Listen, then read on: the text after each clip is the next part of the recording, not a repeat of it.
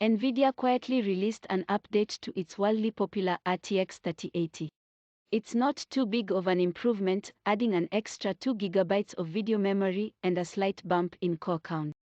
Now that we've had a chance to test out the 12 GB RTX 3080, we're going to see how it stacks up to the original model. It's no secret that the RTX 3080 is one of the best graphics cards you can buy. If you want to see why it was so impressive when it launched, and why the updated 12 GB struggles to stack up, make sure to read our full RTX 3080 review.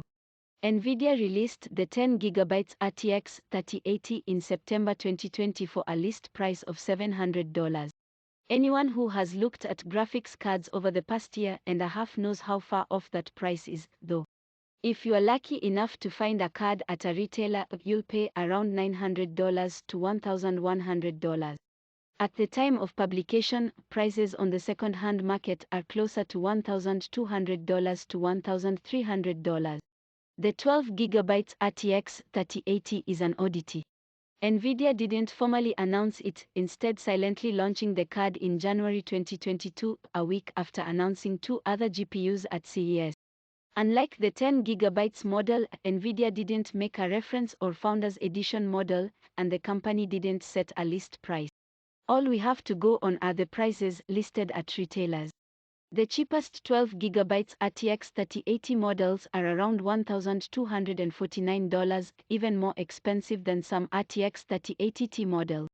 On the high end, the cards scale up to $1,600. Many GPU manufacturers haven't set list prices yet, though, patiently waiting to see what the cards sell for on the second-hand market. Early signs show that cards are selling for a lot. We're seeing pricing between $1,500 and $1,800, which is quite a bit higher than the 10 GB model. We may not have a list price for the 12 GB RTX 3080 to compare to, but across retailers and the second-hand market, it's selling for much more. For availability, both cards are out of stock like the vast majority of GPUs. There are many more 10 GB RTX 3080 models available, but most of them are over a year old. It's tough to say if the larger stock of the 10 GB model or the newness of the 12 GB model is better for availability, but regardless, both cards are hard to find for a reasonable price. Between the 12 GB RTX 3080 and 10 GB model, specs matter most. These are positioned as the same graphics card, with only minor differences between the two models. The starkest change is the extra 2 GB of GDDR6X video memory on the 12 GB model, but there's a little more going on. In addition to the extra video memory, the 12 GB model features a 384-bit memory bus. Together, that increases the effective bandwidth to 912 GB per second, which is a solid 20% increase over the 10 GB model. The 12 GB model actually matches the RTX 3080 Ti with the same memory configuration and bus size. It's an improvement, but as you'll see in our benchmarks below, that doesn't make a huge difference. Games have a hard time saturating the bandwidth of the 10 GB RTX 3080, even at 4K. When it comes to performance improvements, the extra memory and bandwidth only matters when those areas are saturated, and most modern games don't get anywhere close. The more important changes come in cores and power, even if they're not big. The 12 GB RTX 3080 has a 3% bump in cores over the 10 GB model, as well as a 30W boost to power. The extra cores bring a couple of extra ray tracing cores, as well as a bundle of tensor cores, though neither makes a large difference in gaming. The only other change is the base clock speed. The 12 GB RTX 3080 has a slightly slower base clock speed than the 10 GB model. Graphics cards almost always run at their boost clock speeds unless there isn't a large workload, so the base clock speed is largely irrelevant. Although NVIDIA has official specs for the 12 GB RTX 3080, the company never released a Founders Edition or reference model. That means the listed specs are often different than what you'll find on graphics cards you can buy. For example, the MSI Suprim X 12 GB RTX 3080 includes a 180 MHz boost to the clock speed and a 50W boost to power. We haven't seen any graphics cards that go the opposite way on specs, and if they pop up, they'll likely be small form factor or other special options. In action, the 12GB RTX 3080 and 10GB models perform very similarly. There are differences, but throughout our testing, we found that the differences are often balanced out by other games. Here are results at 4K with the highest graphical preset using an Intel Core i9-10900K, Windows 10, and 32GB of RAM. 3D Mark times Pi shows the clearest difference between the cards, and it represents what you can expect. The 12GB RTX 3080 offers about a 6% improvement over the 10GB model, which is what you'll find in games on average. As you can see from our other results, though, that improvement isn't always present. In Assassin's Creed Valhalla, for example, the 12GB RTX 3080 was technically worse than the 10GB model. In Battlefield V, the 12GB model brought a minor 3% improvement, and Civilization 6 was a few frames behind. The only oddball in our data is Fortnite.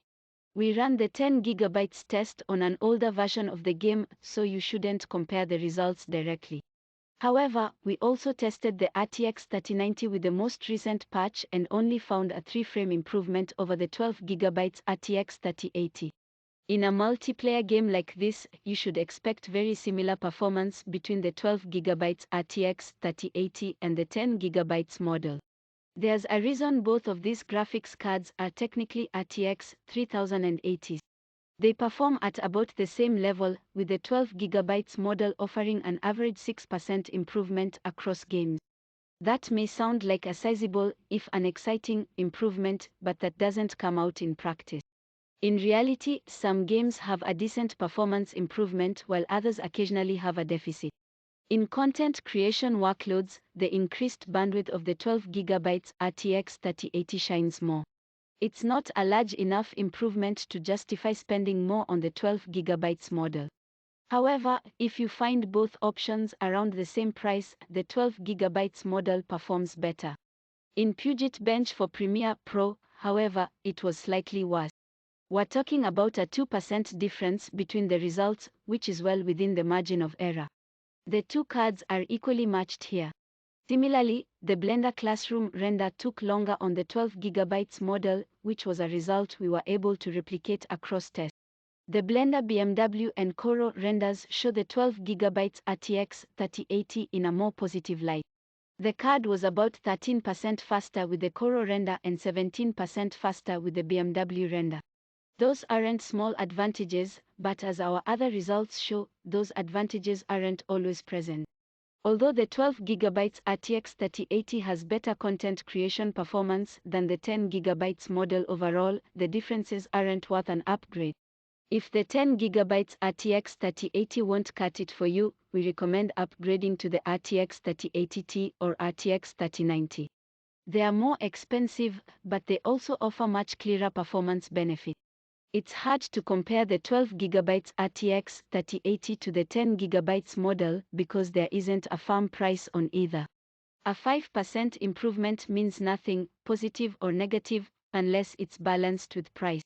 If the 12GB model was $100 cheaper, for example, the 5% performance uplift would make it one of the best graphics cards you can buy.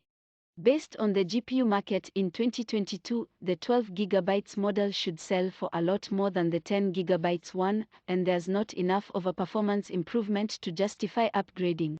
If the cards continue to sell for the prices they're at now, the 10GB RTX 3080 will be the better deal every time. That said, it's possible you'll be in a situation where the 12GB RTX 3080 is all that's available. We wouldn't recommend chasing it over the 10GB model. However, both cards perform excellently and within a few percentage points of each other, so it comes down to which card you can find, and at what price.